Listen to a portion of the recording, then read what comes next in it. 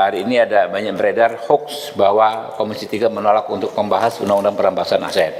Ya, teman-teman kan di sini kan saksi juga ya. Bagaimana sudah berapa minggu ini kita gas terus soal undang-undang perampasan aset ini, kita maksimalkan mengundang atau memenuhi permintaan pemberian pendapat ya, dari berbagai elemen masyarakat terkait RUU perampasan aset. Perlu kami sampaikan bahwa undang-undang ini adalah undang-undang yang sama sekali baru, bukan undang-undang perubahan. Karena itu lebih banyak yang dibahas pastinya dibanding undang-undang yang kemarin kita bahas di sini seperti KUHP, undang-undang polisi ya, yang hanya membahas beberapa pasal. Ini kita meng-create satu undang-undang sejak awal sekali ya. Bagaimana di konstitusi kita, DPR memiliki kewenangan untuk membentuk undang-undang. Untuk membentuk undang-undang itu kita dimulai dengan penyusunan. Nah, kemarin kita dikritisi kenapa waktu penyusunan masyarakat nggak dilibatkan. Nah, ini kita libatkan maksimal masyarakat mulai penyusunannya ya. Kita minta masukan dari masyarakat ya, dan banyak sekali masyarakat yang memang antusias ingin hadir di RDPU di hari ini ya. Saya sampaikan ini sejauh ini yang sudah kita dengar ya, masukan dari masyarakat. Yang pertama dari Kepala Badan Keahlian DPR RI 15 Januari, kemudian dari pakar hukum Kurnia Ramadana, dari Prof. Dr. Hipnu Nugroho, Dr. Maradona ya, kemudian Pak Chandra Hamzah, advokat cinta tanah air, Kongres Advokat Indonesia, Peradi SAI tadi ya, Peradi DPN Peradi ya tadi juga, kemudian dari Koalisi Masyarakat Sipil atau Lembaga Swadaya Masyarakat ada Perhimpunan Mahasiswa Hukum Indonesia ya, kemudian Profesor I Gede Widana Suwarta ya, ada lagi Heri Firmansyah, kemudian Oce Madril, kemudian Harkristuti Harkrisnowo, kemudian Prof. Neng Jubaidah, mahasiswa magang di DPR, kemudian Luki Raspati, kemudian Tuti Rahayuningsih, Dr. Khalif, kemudian pengurus besar Serikat Mahasiswa Muslimin Indonesia PBSMI ya, kemudian ada juga Dr. Yusuf Saifuddin, kemudian ada Dr. Didi Sunardi, ada perwakilan Senat Mahasiswa tadi dari Universitas Islam Negeri Syarif Hidayatullah Jakarta ya, untuk yang akan segera memberikan masukan dalam waktu dekat ini. Diantaranya ada dari BEM Trisakti, saya tadi sudah berkomunikasi dengan presidennya ya, Saudara Putra ya, Saudara Putra, insya Allah mereka juga berkenan hadir di sini ya, dan ada beberapa BEM lagi kita berikan kesempatan untuk memberikan.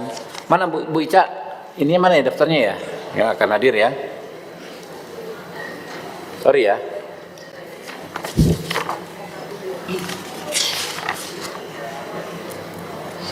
Ya, ada yang ada Ahmad Novindri Aji Sukma ya, ini pelajar atau mahasiswa postgraduate PhD di University of Cambridge Inggris, karena kita ingin melihat perbandingan dengan di negara-negara lain.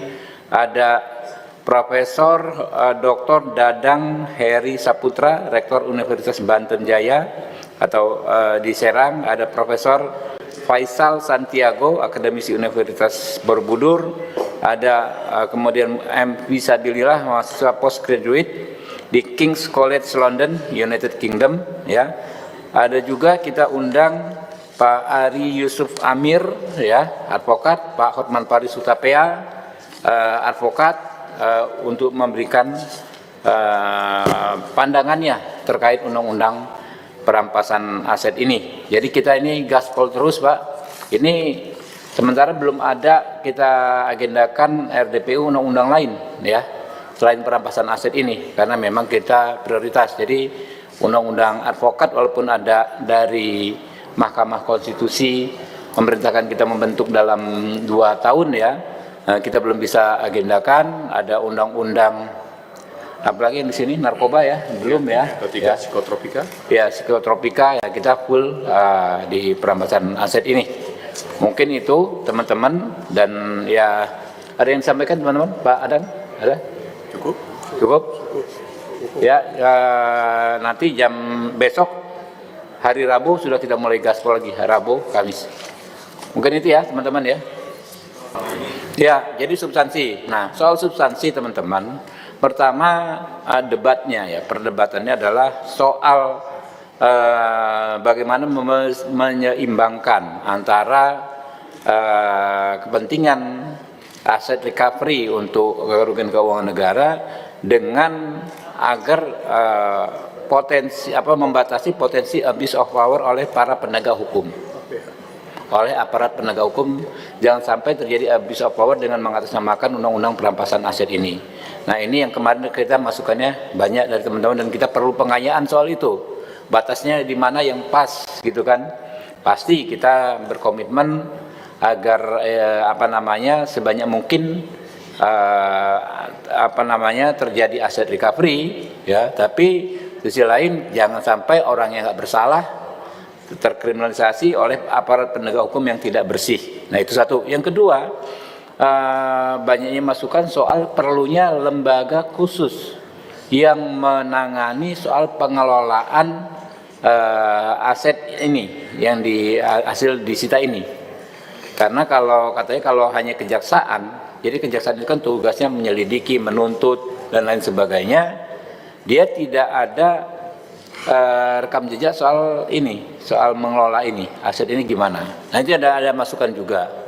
Terus nomenklatur juga, apakah kita akan mengikuti apa yang tercantum dalam UNCAC namanya asset recovery. Kalau pakai diterjemahkan, asset recovery itu kan pemulihan aset. Ya, apakah kita akan pakai perampasan aset? Saya pernah bertanya di salah satu hal ini, dari mana awalnya muncul istilah perampasan aset tersebut. Ternyata menurut Pak Yusuf Saifuddin dari Universitas Muhammadiyah Purwokerto, sebetulnya kalau ingin membuat undang-undang yang secara komprehensif membahas pemulihan kerugian itu penyelidikan, kemudian namanya pemeriksaan, penuntutan dan lain sebagainya, hukum acaranya itu namanya aset recovery. Di ujungnya baru namanya perampasan aset. Yang di ujung pelaksanaannya adalah perampasan aset. Kan undang-undang ini kan mengatur semua nih. Mulai dari misalnya diterimanya informasi adanya kejanggalan atau apa segala macam, akhirnya di ujungnya perampasan aset. Jadi kalau kita ingin yang lengkap, sarannya adalah aset recovery, pemulihan aset. Tetapi ini kan belum diputus, Pak, ya kan? Tetapi kita masih mau dengar masukan dari masyarakat. Inginnya seperti apa? Dan kita harus ya nanti di masing-masing anggota Komisi 3 yang akan menyusun dan membahas ya akan sampaikan sikapnya. Mungkin